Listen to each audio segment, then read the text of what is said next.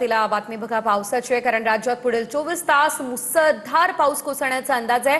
कोयना, वारणा, खडकवासला, राधानगरी आणि गिरणा धरणांचे आता दरवाजेही उघडलेले आहेत। संपूर्ण राज्यातली नेमकी काय परिस्थिती आहे बघणार आहोत। कोयना धरण क्षेत्रात कोसळणाऱ्या मुसळधार पावसामुळे धरणातून कोयना नदी पात्रात पाण्याचा विसर्ग वाढवण्यात येणार आहे। रात्री 10 वाजता कोयना धरणाचे 6 दरवाजे 3 फुटांनी उघडण्यात येणार आहेत। 16,535 क्युसेक पाण्याचा विसर्ग कोयना नदीपात्रात होणार असल्यानं नदीकाठच्या नागरिकांना सतर्कतेचा इशारा देण्यात आलाय।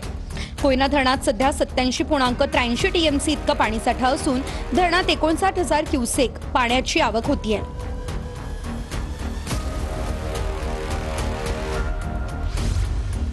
कोयना आणि वारणा धरणातून केल्या जाणाऱ्या विसर्गामुळे सांगली जिल्ह्यातल्या 2 नद्यांच्या पाणी पातळीमध्ये वाढ झाली आहे। वारणा धरणातून 7,000 क्युसेकने पाणी नदीपात्रामध्ये सोडण्यात येतंय, त्यामुळे कृष्णा आणि वारणा नदीच्या पाणी पातळीमध्ये वाढ झाली आहे। नदीकाठच्या शेतात पाणी शिरलं, त्यामुळे शेतीचंही मोठं नुकसान होतंय।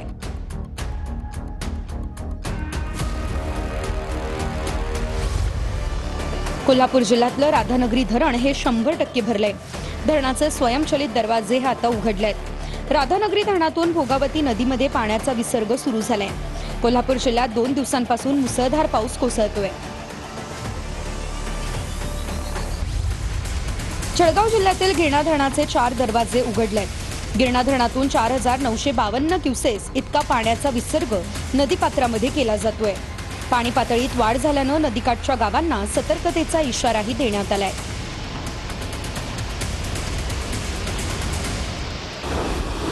पुणे जिल्ह्यातील खडकवासला धरण हे आता 100% भरलंय।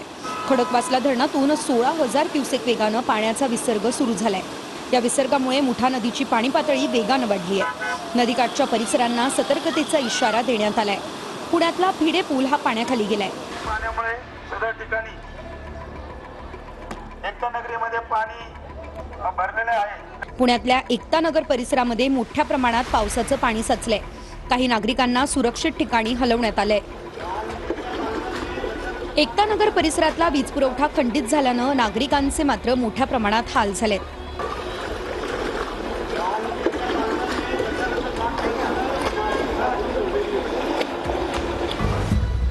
धुळे शहरातल्या मुसळधार पावसामुळे पोलीस अधीक्षक कार्यालयाच्या आवारात मोठ्या प्रमाणात पावसाचं पाणी साचलं।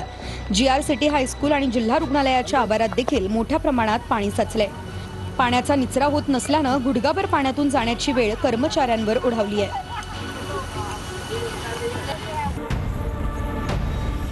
अहिल्यानगर जिल्ह्यात पावसानं जोरदार हजेरी लावली, त्यामुळे धरण साठ्यात मोठी वाढ झाली। भंडारदरा, मुळा आणि निळवंडे धरणांच्या पाणीसाठ्यात मोठी वाढ झाली आहे। 3ही प्रमुख धरणं भरण्याच्या मार्गावर आहेत। भंडारदरा आणि निळवंडे धरणातून प्रवरा नदी पात्रामध्ये पाण्याचा विसर्ग सुरू करण्यात आलाय।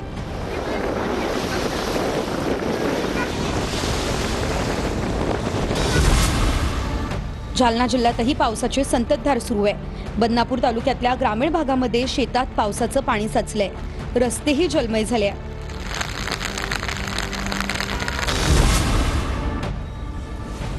बुलढाणा जिल्ह्यातल्या जळगाव जामोद आणि संग्रामपूर तालुक्यात अतिवृष्टी सदृश्य पाऊस झाला, त्यामुळे परिसरातल्या नदी नाल्यांना पूर आलाय। नदीकाठावरील शेतीचंही मोठं नुकसान झालंय।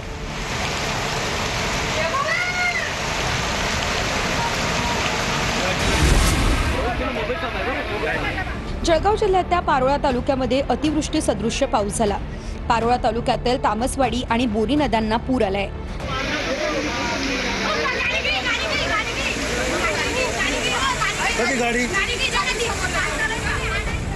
पुराचं पाणी नदीकाठच्या गावांमध्ये शिरलंय। अनेक दुकानांमध्ये शिवाय घरांमध्ये पावसाचं पाणी शिरलं, त्यामुळे मोठं नुकसान झालं। जोगलखेडा, आडगाव, मंगरूळ, विटनेर, शिरसमणी, कराडी, शेळावे, म्हसवे या गावांमधल्या रस्त्यांना नद्यांचं स्वरूप प्राप्त झालंय।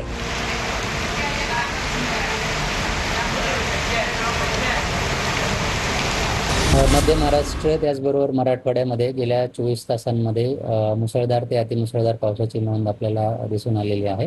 आणि त्याचं मुख्य कारण म्हणजे काल पूर्व विदर्भ आणि पूर्व विदर्भावर जे सिस्टम होते, म्हणजे कमी दाबाचं क्षेत्र होतं, डिप्रेशन होतं, ते अजून पश्चिमेकडे सरकलेलं आहे आणि आता त्याची स्थिती पश्चिम विदर्भ आणि ॲडजॉइनिंग मध्य महाराष्ट्र या रिजनवर आहे. येणारे 24 तास अशीच परिस्थिती राहील. आजच्यापेक्षा उद्याचा जो पाऊस आहे त्यामध्ये त्याची तीव्रता कमी असेल आणि संडे नंतर आपण बघू शकतो की पाऊस सिग्निफिकंटली कमी झालेला असेल.